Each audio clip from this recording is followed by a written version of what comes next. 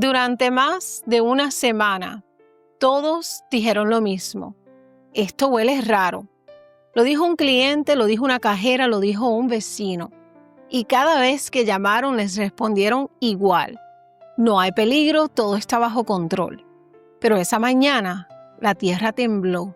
Los pisos colapsaron y 33 vidas quedaron sepultadas entre concreto, humo y negligencia. Hoy vamos a conocer cómo una fuga invisible cambió a Puerto Rico para siempre. Esta es la historia de la explosión en Humberto Vidal.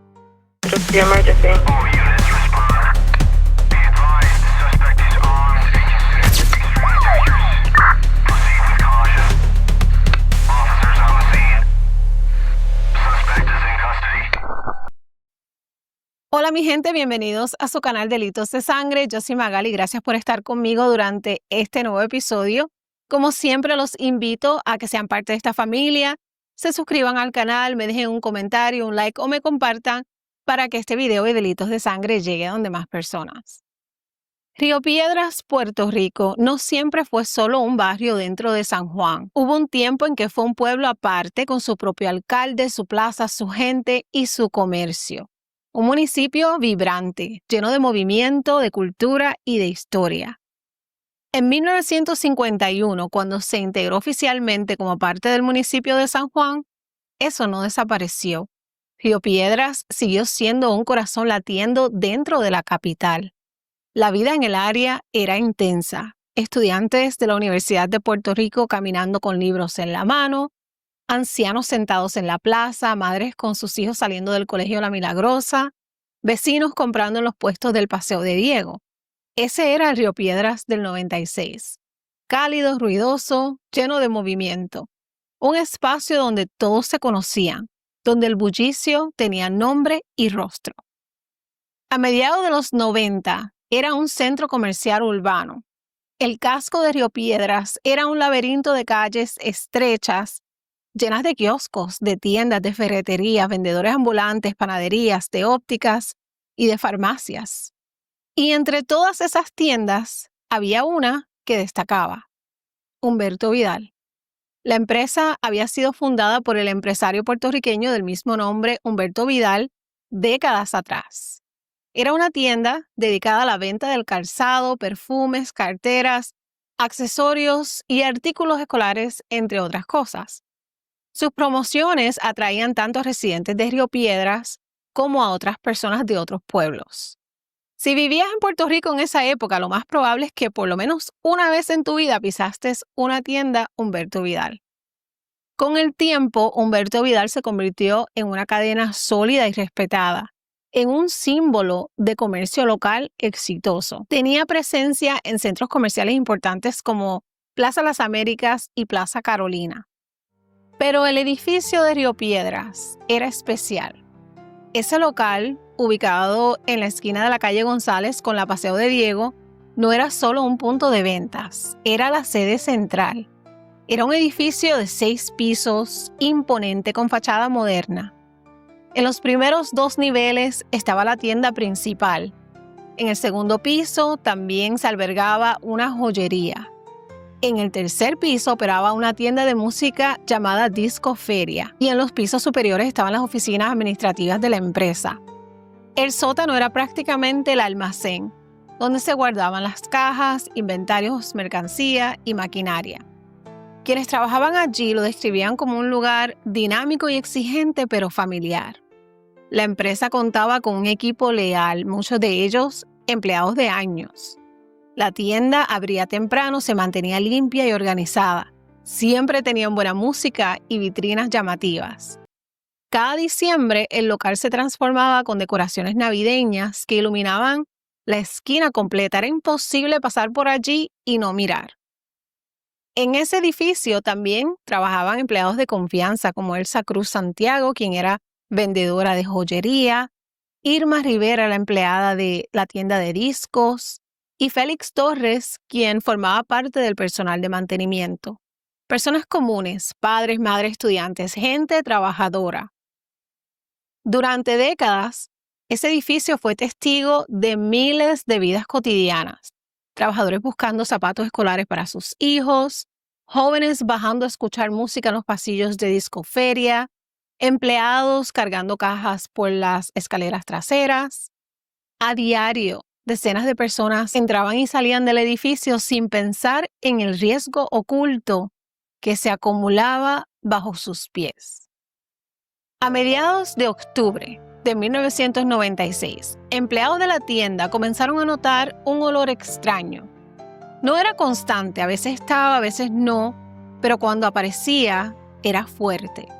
Un dolor que algunos describieron como olor a huevo podrido. El clásico signo del mercaptano, el químico que se añade al gas para que sea detectable. En las 2 semanas previas a la explosión, algo realmente andaba mal dentro del edificio Humberto Vidal. Ese olor ya era persistente, no era sutil, no era intermitente, era constante, penetrante e inconfundible. Olía a gas. Un gas que picaba en la garganta, que irritaba los ojos, que se quedaba pegado en la ropa. Y lo peor era que venía de abajo, del sótano. Los primeros en notarlo fueron los empleados del almacén. Luego lo sintieron los que trabajaban en la tienda y luego subió hasta los pisos más altos. El olor era tan fuerte que incluso los vecinos del área lo detectaban al pasar frente al edificio. Ahora, la gerencia de la tienda no ignoró los reportes, hicieron lo que les correspondía. Llamaron a San Juan Gas Company, la empresa encargada del servicio de gas licuado en esa área, y técnicos fueron al edificio. 1, 2, 3 veces. Y en cada visita realizaron inspecciones superficiales. En una ocasión llegaron a perforar la acera frente al local, buscando si había alguna fuga en el sistema subterráneo, pero no encontraron nada. Los informes de San Juan Gas indicaban que no había peligro. La tienda en sí no tenía servicio de gas contratado. ¿De dónde provenía entonces ese olor? Posiblemente pensaban que se trataba de un escape cercano pero externo, que también era posible que ese olor era causado por el cuero o el pegamento de los zapatos. Pero los empleados sabían que algo estaba mal. Pedro Luis Cruz, el supervisor de mantenimiento, los reportó varias veces. Luis Enrique Vázquez, gerente de seguridad, insistía que el olor era normal. Incluso algunos de los técnicos que fueron al lugar comentaron, entre ellos, que el olor no era usual, pero oficialmente no se emitió ninguna alerta. El día 20 de noviembre se realizó una tercera inspección. Otra vez, sin hallazgos críticos, no se recomendó evacuar el edificio, nadie pidió cerrar la tienda y la operación continuó como si nada. En realidad nada parecía fuera de lugar, todo parecía fluir como siempre. Pero lo que no sabían o no vieron fue que el gas ya había encontrado su camino. Por debajo de la tierra, a través de pequeñas grietas en la tubería, se había ido acumulando en el sótano del edificio. Día tras día, litros y litros de gas propano comprimido encerrado en un espacio donde no había ventilación adecuada, donde la más mínima chispa podría desatar una tragedia. Puerto Rico estaba a solo horas de despertar con una herida que nunca cerraría. El jueves 21 de noviembre de 1996, Río Piedras amaneció como siempre. Ese jueves amaneció claro, un cielo azul sin promesas de lluvia, típico de noviembre en San Juan. Eran días previos a la Navidad y las tiendas estaban preparándose para la época de mayor movimiento. El tráfico era habitual. Los estudiantes caminaban rumbo a clase y en el aire había ese ajetreo cotidiano de un pueblo que vivía acelerado. En el Colegio La Milagrosa, justo al frente del edificio Humberto Vidal, los maestros pasaban lista. Niños uniformados tomaban asiento en sus pupitres mientras las religiosas que dirigían el plantel organizaban el día. En la tienda Humberto Vidal, los empleados acomodaban vitrinas, subían mercancía desde el sótano y se preparaban para abrir sus puertas oficialmente para los clientes. El edificio estaba lleno de vida. Algunos trabajadores de las oficinas administrativas ya estaban en sus escritorios. Los de Discoferia en el tercer piso hablaban sobre el nuevo cargamento de discos que había llegado esa semana. Era una mañana común, casi perfecta. Pero a las 8:35 de la mañana del 21 de noviembre de 1996, todo cambió.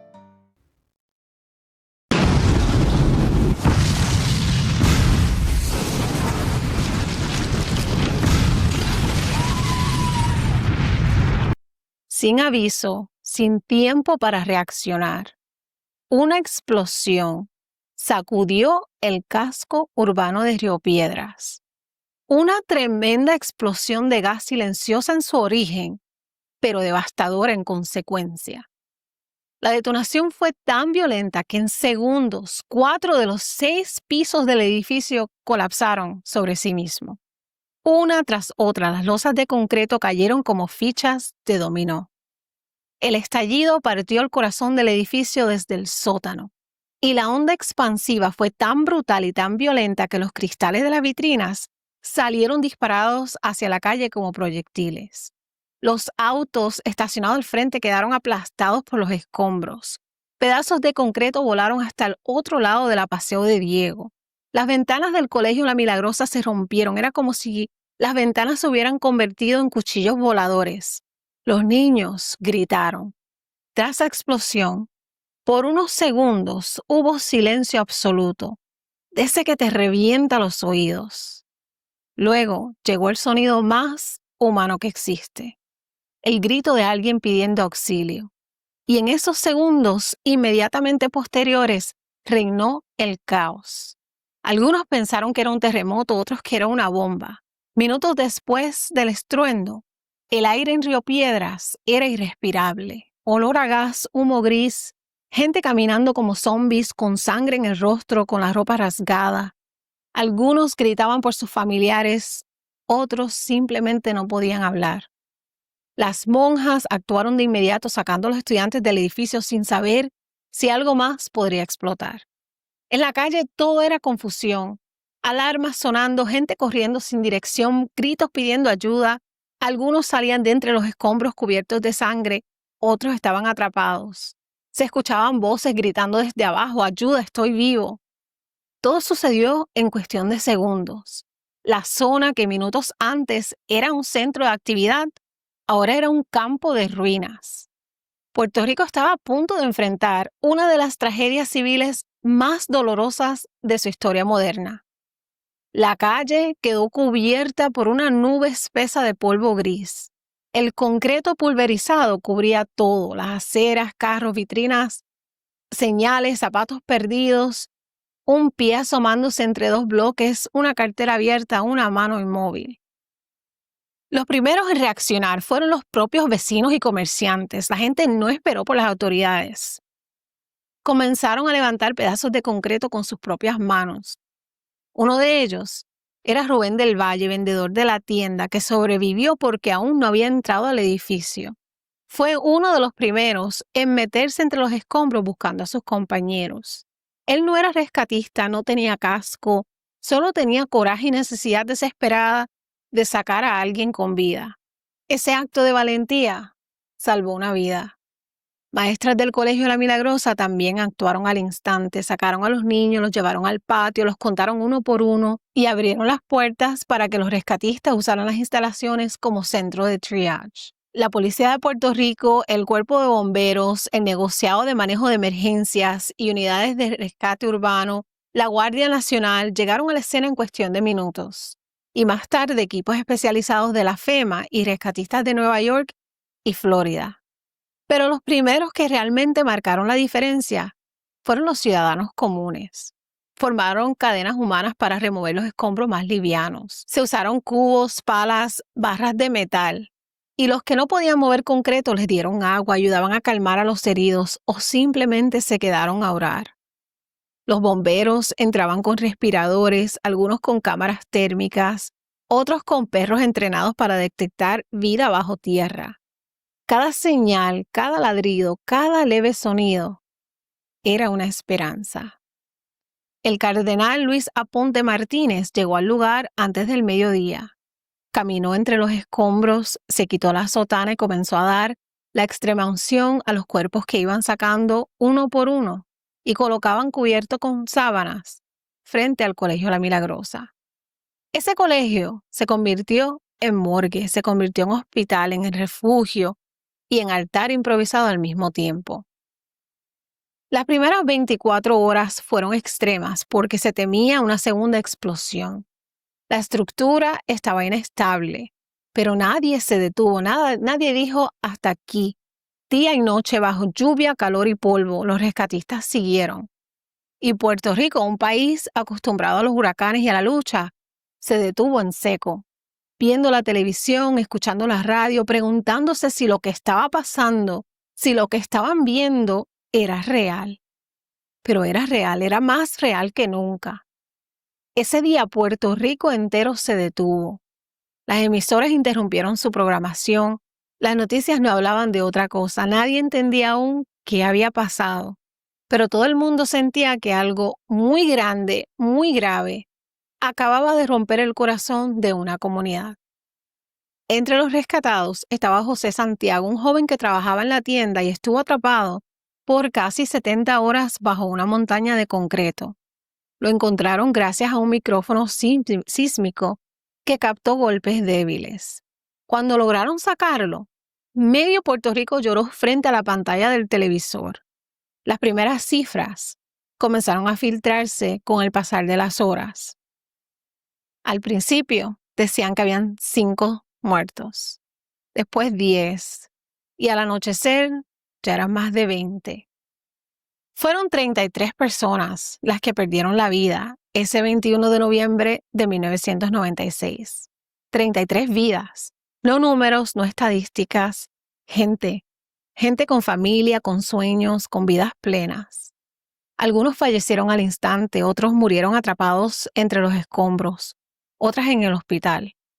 Y muchas más sobrevivieron, pero jamás volvieron a ser las mismas. Entre las víctimas estaba Nitza Báez, una empleada de la discoferia que llevaba más de 8 años trabajando en el tercer piso. Aquella mañana llegó más temprano del usual porque tenía que organizar un pedido. Su madre la vio salir de la casa con una sonrisa. Nitza fue una de las primeras en ser identificadas. Juan García López, de 24 años, apenas comenzaba su primer día de trabajo en la tienda Humberto Vidal. Ese día estaba en el sótano preparando cajas de mercancía. Juan García López nunca logró salir. Su hermano, empleado también de la empresa, fue quien tuvo que identificar su cuerpo por el reloj que llevaba en la muñeca. También perdió la vida Cristina Delgado, una clienta habitual que había entrado esa mañana buscando zapatos escolares para su hija. Estaba con su niña en la tienda cuando todo colapsó. La niña sobrevivió, Cristina no. Otra víctima fue Carlos Rivera Colón, un mensajero que se encontraba en el segundo piso haciendo una entrega a la joyería. Su cuerpo fue uno de los más difíciles de recuperar por la posición en la que quedó atrapado entre columnas rotas y acero retorcido. Los nombres se multiplican. Luis Rosario, Carmen Ortiz, Víctor Manuel Quiles, Judith López, Héctor Andújar, Wilma Ramos, Jorge Lebrón, Ramón González. Y así hasta llenar 33 espacios. Algunos eran trabajadores, otros visitantes, algunos estaban de paso. Hubo historias de hermanos que murieron juntos, de empleados que estaban ese día cubriendo un turno para otro compañero, de clientes que solo iban a hacer una compra rápida. Mientras tanto, en los escombros se vivía una operación de rescate lenta y dolorosa. Los cuerpos eran encontrados aplastados, calcinados, atrapados entre vigas y concreto. Algunos no eran reconocibles. Se necesitaron días para identificarlos. Otros fueron encontrados porque una mano salía entre los bloques o porque un perro ladraba con insistencia en un punto. A todos los unió ese instante brutal. Entre todos esos nombres que empezaron a sonar en las noticias, hubo una que estremeció a Puerto Rico. la de Maritza Ramos y sus 2 hijas pequeñas. Maritza tenía 31 años y fue una de las primeras víctimas en ser reconocidas. Aquella mañana había salido con sus niñas de 4 y 3 años para hacer una diligencia rápida. Algunas versiones dicen que entró a la tienda Humberto Vidal a comprar zapatos, otras que iban simplemente de paso. Pero lo cierto es que las 3 estaban dentro del edificio cuando ocurrió la explosión. Cuando el sótano estalló y los pisos comenzaron a colapsar, nadie tuvo tiempo de reaccionar. Maritza quedó atrapada entre los escombros. Murió en el acto mientras sostenía a sus hijas de la mano. Increíblemente, sus hijas sobrevivieron. Los rescatistas las encontraron entre los restos, cubiertas de polvo, confundidas y llorando. No se sabe con exactitud cómo escaparon a la muerte. Algunos dicen que una de ellas estaba debajo de una estructura que la protegió. Otros creen que cayeron justo a un espacio donde no colapsó el concreto. Pero lo que sí se sabe es que salieron vivas, aunque no intactas, porque el cuerpo salió sí, pero la mente se quedó allí. Con el tiempo, su abuela Justina Rivera hablaría del estado de sus nietas. Una de ellas decía que parecía una zombie, sin emociones, sin energía. Ambas quedaron con traumas severos. En una entrevista años después, Justina decía que la muerte de su hija las habría destruido por dentro.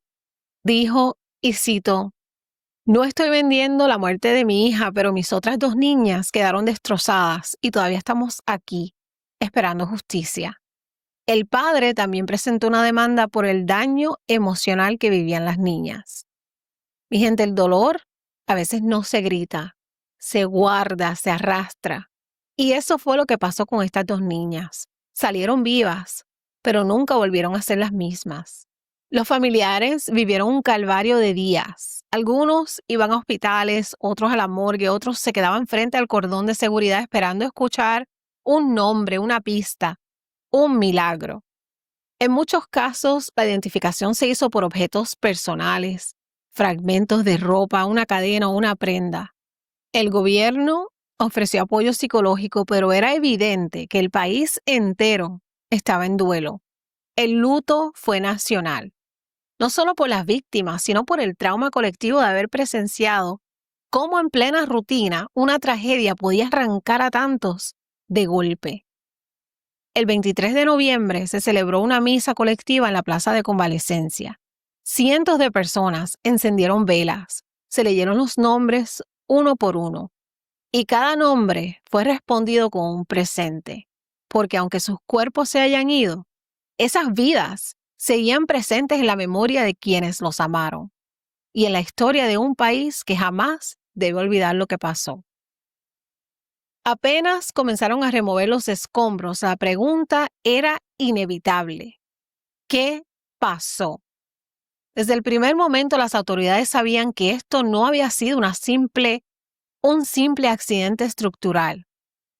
La manera en que explotó el edificio, la fuerza del estallido, la destrucción tan concentrada, todo apuntaba a una causa mucho más peligrosa.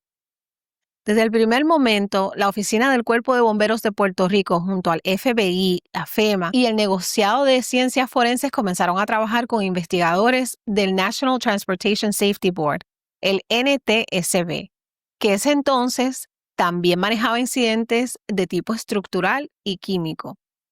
La escena era extremadamente compleja, con gases, estructuras colapsadas, víctimas, líneas eléctricas destruidas, pero había que encontrar la causa. Tras la devastadora explosión en la tienda de Humberto Vidal, los investigadores comenzaron a buscar respuestas entre los escombros. 2 hallazgos físicos fueron cruciales para entender la magnitud y el origen de la tragedia. Una de ellas fue una viga de acero completamente torcida, no por el peso o por un colapso lento, sino por el calor y la presión de una explosión. El metal literalmente se había doblado como si fuera plasticina, algo que solo sucede con una deflagración masiva. Ese detalle fue significativo ya que las explosiones que ocurren en los niveles superiores tienden a empujar estructuras hacia abajo, pero una viga doblada hacia arriba sugiere que la fuerza provino desde abajo.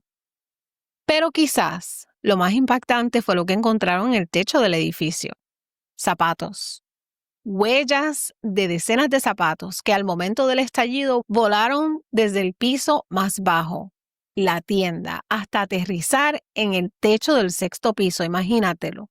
El poder de esa explosión fue tan fuerte, tan brutal, que proyectó objetos y cuerpos hacia arriba, no hacia los lados. Eso no ocurre con una explosión normal de gas en cocina. Eso es una acumulación masiva, lenta y silenciosa de gas propano en un espacio encerrado, mi gente, el sótano. Estos elementos físicos, junto con otros hallazgos, ayudaron a los investigadores a concluir que la explosión se originó en el sótano.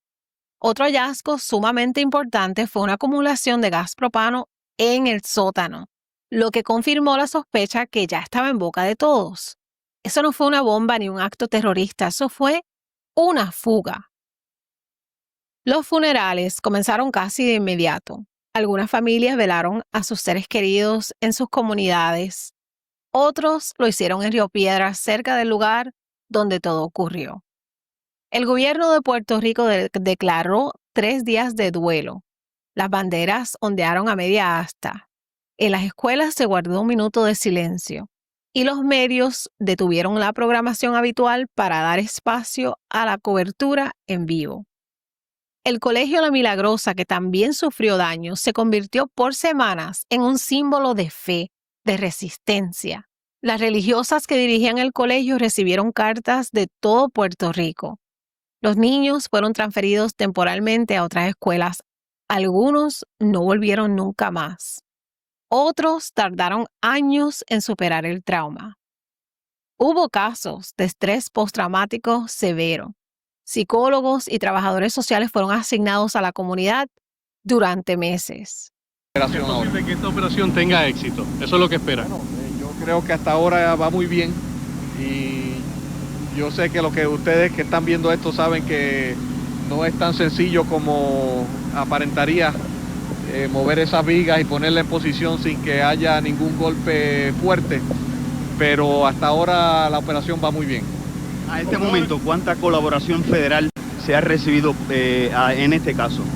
Bueno, la colaboración federal ha sido excelente desde el momento que solicitamos al presidente Clinton que nos diera el apoyo para esta crisis, que inmediatamente respondió, declaró esto una emergencia, un desastre, liberando así la posibilidad de que vinieran unos equipos que están ya aquí a varias horas del incidente laborando en Puerto Rico. Primero, un equipo que está evaluando las causas, el origen de este suceso, y otros que están laborando conjuntamente con nuestro personal de las diferentes agencias en todas estas gestiones que se están haciendo ahora, ya sea en la de búsqueda, ya sea en la parte de asegurar la estructura.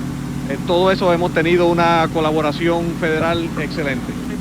Una última pregunta, por favor. Familiares de las víctimas, ¿qué servicio se le está ofreciendo?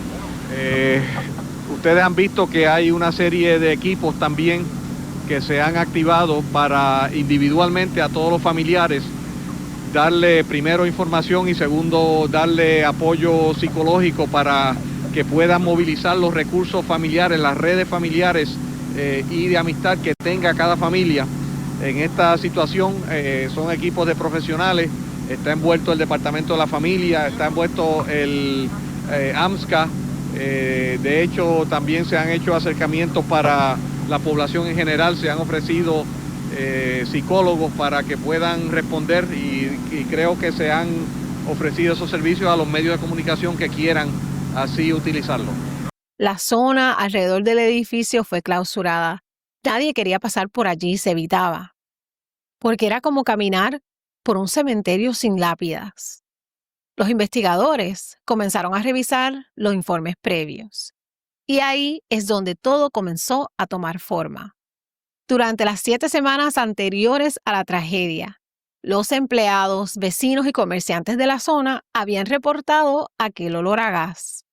Varios reportes fueron enviados a la San Juan Gas Company, filial de Enron. Los técnicos fueron aquellas 3 veces a revisar. Las últimas inspecciones se hicieron un día antes y la misma mañana de la explosión. Y el diagnóstico: no se encontró fuga, pero el gas estaba ahí. El gas provenía de una línea de distribución subterránea conectada a la San Juan Gas Company. En teoría, esa línea debía estar cerrada y fuera de servicio desde hacía meses. Pero en la práctica, la tubería tenía un escape en una sección debajo del pavimento frente al edificio. El gas había estado filtrándose durante semanas o días, desplazándose por la tierra y acumulándose en el sótano de la tienda sin que nadie lo notara visualmente. Técnicos de San Juan Gas Company perforaron la acera, midieron niveles de concentración de gas e incluso caminaron con detectores portátiles dentro del local. Pero todas las visitas concluyeron que no había fuga activa. Incluso la misma mañana del 21 de noviembre, pocas horas antes de la explosión, hubo una inspección final. El veredicto fue el mismo, que todo estaba bien. Obviamente no estaba bien. Lo que se acumuló en el sótano fue una bomba invisible alimentada por negligencia. Al ser más pesado que el aire, el gas se mantuvo abajo, invisible, acumulándose sin que nadie lo notara del todo. Solo hacía falta una chispa. Y llegó. Puede haber sido un interruptor de luz, un motor, una chispa eléctrica, nadie lo sabe con certeza. Pero cuando ocurrió esa chispa, el sótano se convirtió en una bomba y explotó hacia arriba. En mayo de 1997, tras meses de peritaje, entrevistas y reconstrucción de los hechos, el National Transportation Safety Board, el NTSB, emitió su informe final. El documento fue contundente. La causa probable del accidente fue la acumulación de gas propano como resultado de una fuga no detectada de una línea de servicio cerrada incorrectamente y la falta de medidas adecuadas por parte de San Juan Gas Company y para verificar y asegurar dicha línea. Pero ahí no terminó la historia. Ese informe desnudó una serie de fallas sistemáticas que indignaron al país. No se usaron equipos ultrasensibles disponibles para detectar concentraciones de gas mínimas. No se evacuó el edificio a pesar de las quejas reiteradas. No se documentaron adecuadamente todas las inspecciones previas. Se ignoraron señales visibles y persistentes. La detección falló porque los agujeros de inspección eran demasiado superficiales, eran de 46 centímetros versus los 120 centímetros requeridos, y el técnico no probó el detector en aire fresco, al aire libre. Los técnicos fueron enviados al área, sí, pero no inspeccionaron el sótano, no detectaron la fuga. Y lo más grave es que tampoco sabían operar correctamente el equipo de detección de gases. Increíble, pero cierto. Y aquí entra en escena un nombre que no todo el mundo esperaba: Enron Corporation, la misma que luego se hizo mundialmente famosa por uno de los escándalos financieros más grandes en la historia de los Estados Unidos. Resulta que Enron era la dueña de San Juan Gas Company y el informe del NTSB fue claro. Enron no supervisó adecuadamente las operaciones de su filial. Sabían desde hacía más de 10 años que el sistema de tuberías de gas en San Juan no cumplía con los estándares de seguridad. Sabían que había deficiencias, sabían que había riesgos y no hicieron nada. O mejor dicho, lo intentaron, pero tarde y mal. Según el informe, Enron había comenzado a corregir algunos problemas justo antes de la explosión. Pero ya era muy tarde. 33 personas ya habían perdido la vida. Y un país entero estaba exigiendo justicia. Pero no solo Enron fue señalado. El informe también responsabilizó a la Comisión de Servicio Público de Puerto Rico por no fiscalizar de forma rigurosa y al Departamento de Transporte de Estados Unidos por no monitorear adecuadamente los sistemas de distribución de gas en la isla. Una cadena de negligencias, un sistema roto desde lo más alto. y una tragedia que pudo haberse evitado con una sola inspección hecha correctamente. Así de simple y así de doloroso. La empresa San Juan Gas Company fue señalada como responsable directa. Se enfrentó a múltiples demandas civiles, así como a investigaciones federales por negligencia grave. También se abrió una investigación contra el Colegio de Ingenieros y las autoridades municipales por falta de fiscalización en estructuras con sistema de gas industrial. Nadie fue encarcelado, pero las consecuencias sociales y legales fueron severas. Se pagaron millones en indemnizaciones, la compañía cambió de administración y se reformaron protocolos de seguridad en instalaciones de gas a nivel nacional. O sea que la lección fue clara, una tragedia que pudo evitarse, un crimen sin intención, pero con culpables. Cuando terminaron de remover los escombros, ya no quedaba nada en pie, solo un vacío, un terreno plano donde antes había un edificio lleno de voces. El espacio donde estaba la tienda Humberto Vidal se convirtió en una herida abierta en el corazón de Río Piedras. La tragedia no solo dejó 33 muertos y 69 heridos. Dejó padres sin hijos, hijos sin padres, empleados sin compañeros y un país entero con una marca imborrable. Pero poco a poco comenzó la reconstrucción, no del edificio, sino de la comunidad. Se organizaron vigilias, misas, conversatorios. Un grupo de familiares, amigos de víctimas y ciudadanos comunes se movilizó para que no se olvidara lo ocurrido. Así nació la idea de crear un espacio conmemorativo. El Parque Conmemorativo Humberto Vidal, inaugurado en el lugar exacto donde ocurrió la explosión.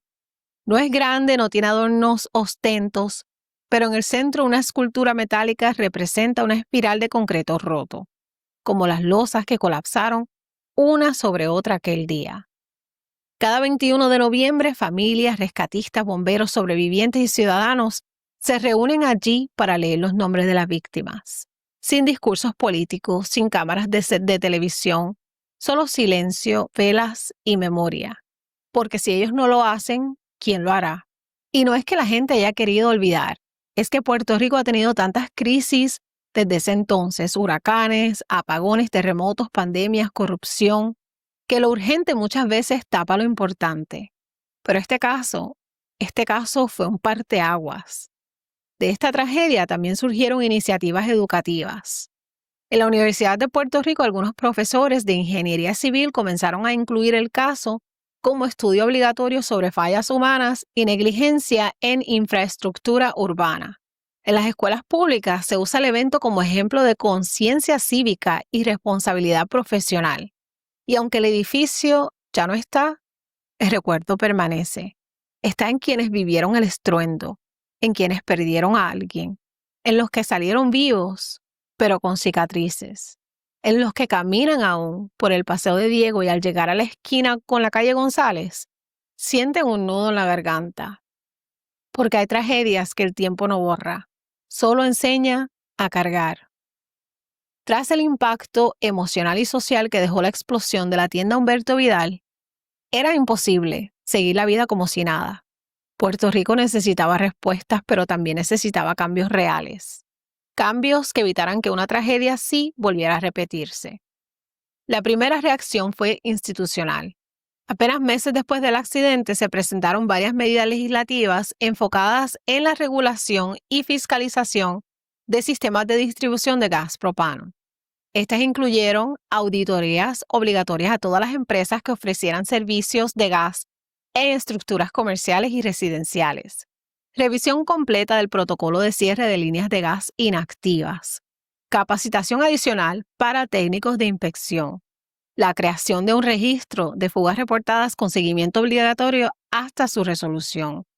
Y lo más importante, una legislación que obliga a actuar y evacuar automáticamente cualquier estructura donde se detectara olor a gas, hasta tener una certificación escrita de que no existía peligro.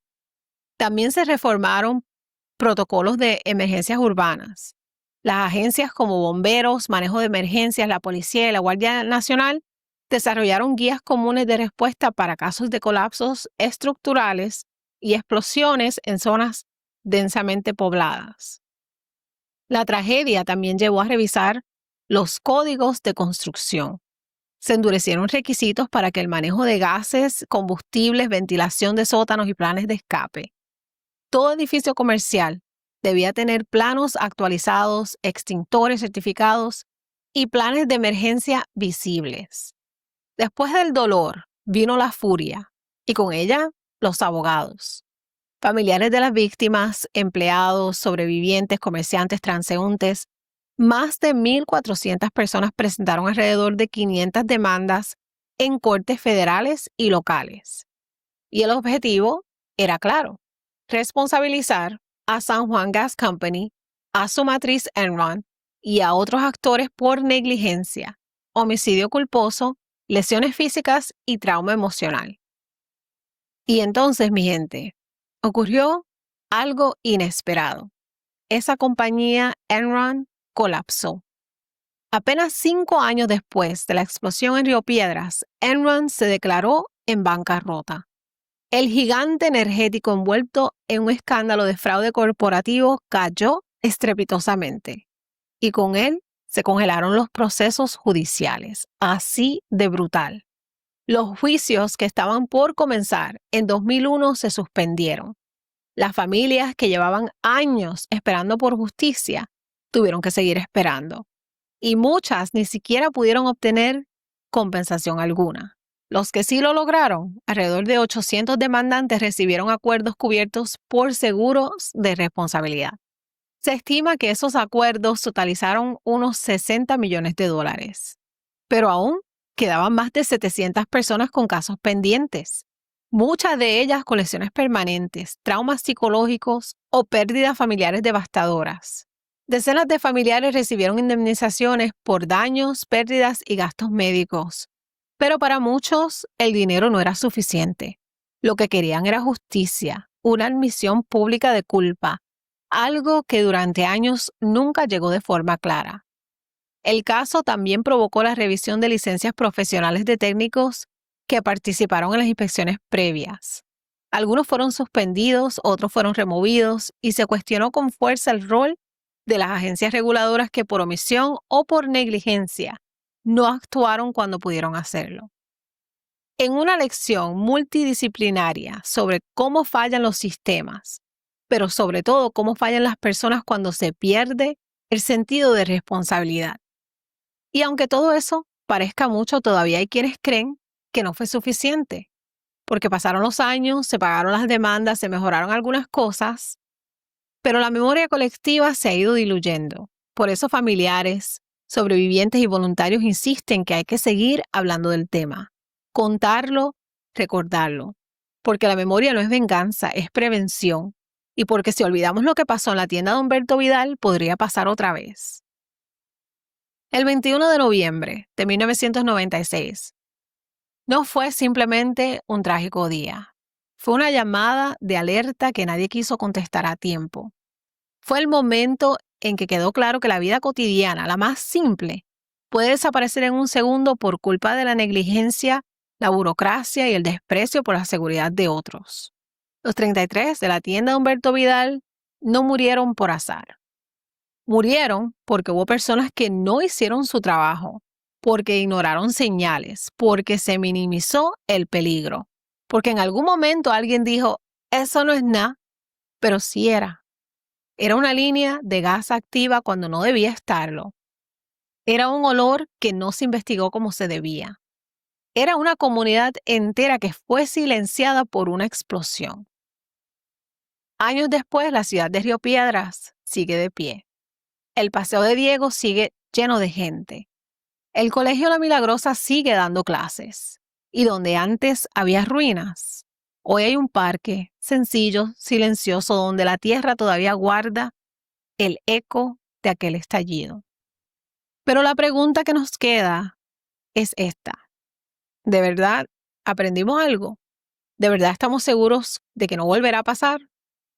Las tragedias no solo deben doler, deben dejar huella, deben cambiar sistemas, cambiar mentes, cambiar prioridades. Y lo ocurrido en Humberto Vidal debe seguir contándose, no como anécdota, no como historia, sino como advertencia. Porque olvidar sería repetirlo y Puerto Rico no puede darse el lujo de otra explosión como esa. El 21 de noviembre de 1996, un niño de apenas 2 años y 10 meses llamado Brian Medina Nazario se convirtió en símbolo de esperanza tras sobrevivir a la devastadora explosión de la tienda Humberto Vidal en Río Piedras, Puerto Rico. A pesar de su corta edad, sobrevivió, pero con lesiones físicas y emocionales profundas.